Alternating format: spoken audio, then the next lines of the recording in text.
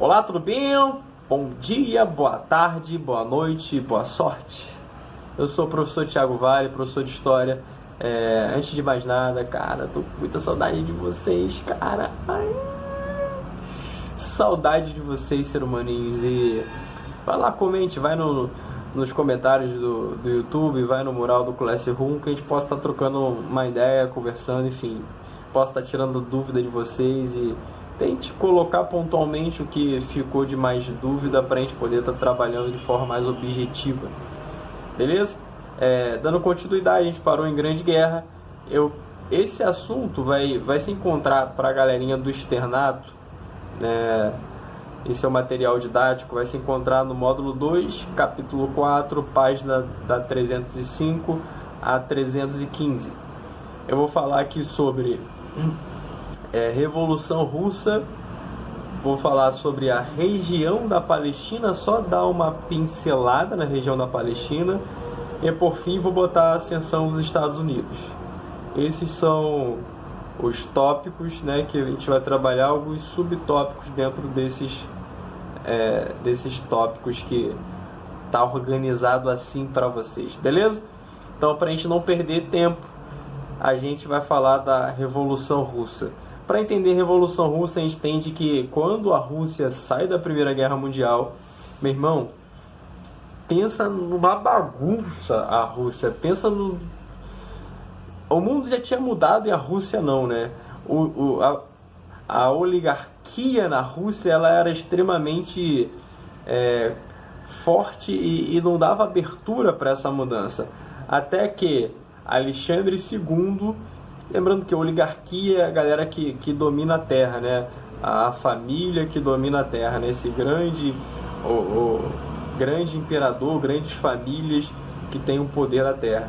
Então essas oligarquias estavam no momento em que o mundo estava mudando. Tínhamos democracias modernas surgindo e a Rússia ainda era um país dominado por imperador, por uma família real, no qual o título dessa família sempre era Cesar. Então saía um, entrava outro, era um Cesar. A mesma família que trocava, alternavam de forma, né, hereditária. Então não tinha uma representatividade por meio de escolha, né? Não era uma democracia representativa, enfim, não tinha isso. Era um modelo próximo que a gente via no antigo regime, os reis absolutos. Isso era a Rússia da virada do século XIX para o início do século XX, mano. Tipo assim. Então a galera que estava lá, ela estava com uma mentalidade desse antigo regime. Só que Alexandre II, um Cesar, ele começou a mudar no final do século XIX a ideia, cara, de um país fechado à indústria. Ele começou a tentar modernizar, só que isso teve um custo. Que custo foi esse? Foi em cima de muita opressão para a galera que estava começando a ser esses trabalhadores. Tipo assim, cara, Xandinho botou para quebrar, mano. Entendeu? Ele liberou, ele começou a dar concessões, ele trouxe a indústria, mas não mudou o sistema político. Lógico, pô, ele era o Cesar, pô, não tinha como mudar. E quem sofreu com isso tudo? Toma da bironga do Caporetê, né, meu irmão? O trabalhador tá se arrebentando, e com isso começa um movimento para poder romper ou lutar por algo que eles não tinham antes. Eles tinham uma mentalidade de antigo regime, agora estão num novo modelo. Só que com o governo de antigo regime, como assim? Fica difícil. Eu vou estar debaixo de um governo autoritário enquanto eu sou um trabalhador liberal? Como? De que forma eu luto pelos meus interesses, pelos meus direitos? Se eu sou um trabalhador liberal, eu tenho direito, deveria ter direito. Então, como eu faço isso? Como eu brigo? Então, esses eram os questionamentos que estavam permeando a cabeça daqueles trabalhadores.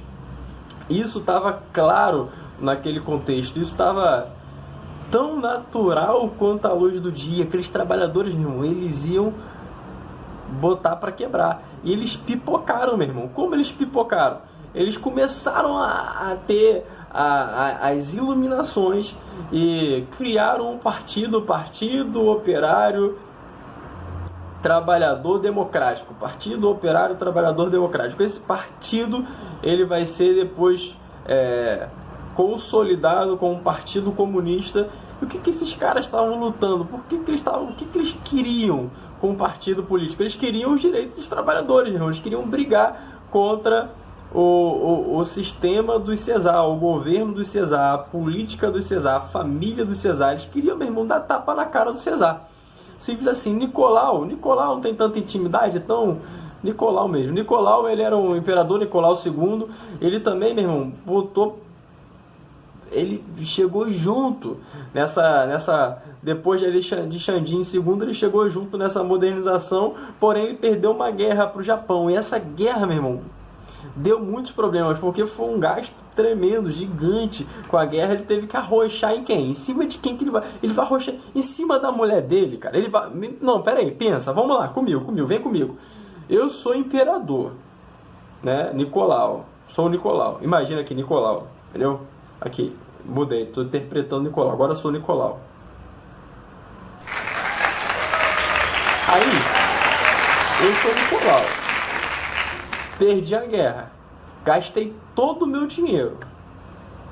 Tem uma classe que está levantando meu país, que está trabalhando, que está desenvolvendo, que é o que de fato traz o retorno para o país, para a Rússia, que são os trabalhadores, que é essa classe de trabalhadores. O que eu faço? Arrocho em cima deles. Eu não vou fazer isso com a minha esposa, eu não vou fazer isso com a minha família, eu não vou fazer isso com os meus. É assim que funcionava a oligarquia. Hoje em dia também tá muito diferente não, né? Mas enfim, deixa isso pra lá. Vem pra cá o que tem. A gente tá fazendo muito, né? Então, deixa que diga, que pense, que fale. Vamos trabalhar a história e é isso aí. Dentro dessa construção, dentro desse formato que agora mudou a ideia da Rússia, tá mais próxima à ideia das potências europeias e tá mais próximo do que o mundo se transformou. Esse governo não vai resistir, porque os trabalhadores eles vão começar a brigar por isso, e dentro dessa briga eles vão conseguir botar para quebrar, porque vai ter um estopim. O Nicolau, né, que eu falei que eu não tenho tanta amizade com ele, em 1905 ele vai tentar suprimir essas revoltas, e manifestantes vão para a rua. O que ele manda fazer com esses manifestantes em um domingo de janeiro de 1905? Ele manda passar o carro neles. Isso aí se torna a cereja do bolo, a gota d'água para a treta estar formada. Os trabalhadores, esse inclusive vai ser conhecido como Domingo Sangrento. Pois marquem no livro de vocês Domingo Sangrento. Isso é importante pra caramba, beça. Domingo Sangrento é o estopim, é a gota d'água, é onde não dá mais, os trabalhadores vão pra cima com violência. E quando eles vão pra cima com violência, eles já tinham esse partido. A família dos Cesares, ela se desestabiliza e gera-se concessões para parlamento, para uma representatividade. E aí, dentro dessas concessões, dentro dessas lutas, dentro desses trabalhadores, dentro de tudo isso que está acontecendo, agora a gente tem dois partidos que surgem. Dentro desse grande partido dos trabalhadores, surgem dois partidos para brigar por um governo provisório, que é os bolcheviques e os mencheviques. Os dois tinham a mesma mentalidade ou ideologia de lutar pelos trabalhadores. Por meio de qual movimento, de qual ideia, de qual militância, de qual perspectiva? Da perspectiva socialista, no qual a gente tem que lutar para acabar com as classes dominantes e o proletariado ele tomar esse poder. Ali a gente não tinha os chefes ainda, não tinha os donos de indústria, a gente tinha a família Cesar, mas eles aplicaram essa ideologia para a realidade deles, para os trabalhadores que eram os oprimidos, eles agora terem uma condição melhor, eles terem direitos atendidos, eles terem a possibilidade de serem os donos também dos meios de produção. Então isso aí vai ser assim que vai ser desenhado esses dois partidos, só que um de uma maneira mais radical, que é os bolcheviques, outro de uma maneira mais tranquila, que é os mencheviques. Bolcheviques, maioria, mencheviques, minoria. Só que provisoriamente vem os mencheviques, que é a minoria, eles ficam. Só que os bolcheviques vêm, meu irmão, de voadora Lenin comandando, arregaçando com tudo. Lenin, ele era um cara muito radical, muito intelectual, ele estava à frente desse movimento junto com o Trotsky, e eles vêm com força. Eles ganham essa luta e esse primeiro embate. Só que a galera fica meio chateada com isso, principalmente a galera que queria uma transição mais lenta. Boa parte da população, da sociedade, queria que fosse uma mudança não tão radical. E os países capitalistas, principalmente os Estados Unidos, percebendo que a Rússia estava assim se caminhando, né, ou caminhando para esse lado, eles tomam partido e ajudam a formar um exército que vai ser chamado de Exército Branco, que vai lutar contra o exército de Lenin, dos bolcheviques, que vai ser o Exército Vermelho.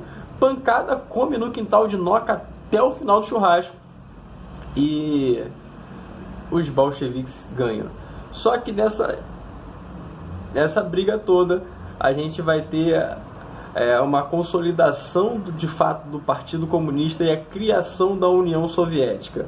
A gente vai ter a estatização, a gente vai ter a proibição do ensino religioso, porque o Estado vai ser o Deus dessa nação. Não é o mesmo Estado no qual a gente conhece com a democracia moderna, o Estado capitalista, mas é o Estado socialista, comunista, que quando ele entra em vigor ele se torna um Estado, e aí vai ser um Estado comunista, que vai ter por pano de fundo uma ideologia socialista, mas uma prática de um comunismo de Estado, um Estado em que ele regula, um Estado que ele controla, um Estado que ele que toma as rédeas, de uma forma bem didática, bem acessível para vocês entenderem bem o que é um Estado comunista, como eles funcionam, eles que regulam, eles que vão controlar essa sociedade, eles que vão ser os donos do meio de produção, eles que vão fazer com que essa sociedade desenvolva entre eles, internamente, por meio deles, e sem abertura a ninguém, por regulamentação deles, beleza? Lenin vai falecer e vai gerar uma briga no início da década de 30 ali entre Trotsky, que era um cara muito intelectual, também junto, que estava à frente das batalhas do Exército Vermelho, junto a Lenin, e o Stalin. Stalin, que é um cara menos radical um pouquinho, mas ele é um cara bem da pá virada também. Os dois, eles pensam de forma diferente, no mesmo plano de governo. Numa mesma ideologia de governo, mas com planos de governo diferentes. Mesma ideologia de governo, mas com plano diferente. Trotsky está pensando no internacional, em levar o socialismo e dominar o mundo de forma radical, rápida e objetiva. Stalin está pensando numa forma mais interna, de consolidar a Rússia, se erguer, se levantar e se estruturar. Quem ganha essa briga é o Stalin, e o Stalin passa a dominar a União Soviética. E a gente vai ver mais pra frente, vamos falar mais de Stalin quando a gente for falar de contexto de Guerra Fria, depois da Segunda Guerra Mundial, beleza? Nessa brigalhada toda, a gente tem no final da Primeira Guerra sanções impostas pelo Tratado de Versalhes aos países que teoricamente perderam. Como eu bem friso, não há vencedores numa guerra, mas a Tríplice Entente, os Estados Unidos, Inglaterra, França, composta principalmente por esse país. Depois a Itália muda de lado, né? Fica um ping-pong danado. Eles ganham, entendam o que eu falo com ganham, e eles promovem sanções pesadíssimas aos países que foram derrotados, principalmente a Alemanha. Essas sanções estão muito atreladas ao revanchismo da Guerra Franco-Prussiana, que a França ela perde a Alsácia-Lorena para o que seria a Alemanha, depois unificada, e fica uma guerrinha de revanche, e a França faz um tratado em seu território para envergonhar, humilhar e colocar sanções impostas à Alemanha que foram humilhantes. E isso vai gerar um sentimento de revolta e revanche depois da Alemanha, que vai se desenhar junto ao período que vai levar à Segunda Grande Guerra Mundial. Mas A Inglaterra, ela assume alguns territórios no final da guerra, principalmente quando ganham os territórios do Império Turco-Otomano, na Inglaterra, que perdeu a guerra. A França retoma Alsácia-Lorena, os Estados Unidos lucra pra caramba, ganha dinheiro pra caramba beça, empresta dinheiro para a Europa se reconstruir, se reestruturar, vira credor deles. Mas a Inglaterra, em particular, ela fica com um barril de pólvoras, que a gente chama, que é o Oriente Médio ali. Eles dominam a Palestina, eles ficam com a Palestina, que era do Império Turco-Otomano, que estava junto à Alemanha na guerra. Quando eles perdem, nesse Tratado de Versalhes é distribuído os territórios e colocado impostos as sanções, os castigos, enfim, aos países perdedores. E o território que a Inglaterra ganha é o da Palestina. A treta ali era grande, a Palestina era dominada por árabes, e quando a Inglaterra assume, pega do Império Turco-Otomano, os judeus veem uma oportunidade de retomarem a Palestina. E eles falam que, cara, aquilo lá era deles desde que o Império Romano, no século II, tomou. Então eles falam, opa, essa terra é nossa, a gente precisa voltar para ela. E a Palestina, os árabes ficam indignados com aquilo e não aceitam. Aí os judeus, eles fazem um movimento chamado sionista, que é de retomada, e vão com força para a Palestina. A Palestina se levanta contra os judeus, e a Inglaterra intervém. Ela se mete para poder pacificar e começa-se a dividir o território. Esse é o cenário pós-guerra da Palestina. O que acontece com os Estados Unidos, para fechar essa aula? Os Estados Unidos, ele vampirão, né, cara? Ele sugou o sangue de todo mundo, entrou quando já estava já de pança cheia, e ainda conseguiu depois emprestar dinheiro, ser o credor para a reconstrução de todo o território da Europa ou dos países. Na verdade, mesmo como eu disse, não tem vencedor, todo mundo se arrebentou, o território de todo mundo estava arrasado. Então, quando a gente pensa que a guerra não atravessou o Atlântico, a gente começa a imaginar como que os Estados Unidos se beneficiou com tudo isso. E a indústria, que já era bem estruturada e estava já se consolidando, ela explode. O mercado especulativo, a bolsa de valores dos Estados Unidos, ela cresce de maneira assombrosa.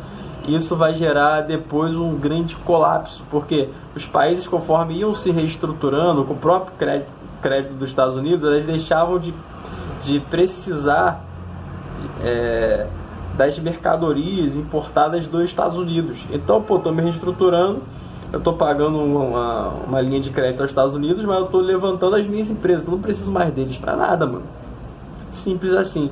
Então os Estados Unidos, eles começam a ter um fluxo de escoamento de mercadoria menor. E sem contar, mano, que o investimento era muito alto na bolsa de valores. E por vezes não tinha a construção e o ritmo de empresas sendo levantadas para esse investimento. Naturalmente, se você não tem empresas produzindo em um alto investimento, esse dinheiro especulativo, ele vai gerar uma grande catástrofe no sistema econômico. Esse que aconteceu com os Estados Unidos, que gerou uma grande depressão. Os Estados Unidos importava menos, os Estados Unidos não parava de produzir, uma produção gigantesca, uma superprodução, e não tinha para quem vender, e o mercado especulativo foi sendo arrasado com esse alto investimento e essa falta ou essa impossibilidade de um avanço cada vez maior de indústria, porque não tinha nem mais para quem vender da forma que se vendia. Quanto mais abrir mais indústria, investir mais na bolsa de valores. Isso vai gerar a quebra da bolsa, o crack, e os Estados Unidos vai ter que se moldar para essa nova realidade. E ele vai criar um mecanismo que vai estar atrelado ao Estado, chamado de keynesianismo, que a gente vai ver isso melhor em geografia, e depois vai se tornar o neoliberalismo, que vai passar a ter concessões e apoio do Estado. Por mais que o modelo capitalista seja não intervenção do Estado, para superar uma crise eles tiveram que dar uma pequena abertura para o Estado entrar com obras, enfim, para poder fazer o dinheiro circular, movimentar aquilo tudo e os Estados Unidos de novo voltar, ou melhor, superar aquele momento de crise. Beleza? Tamo junto. Paz de Cristo.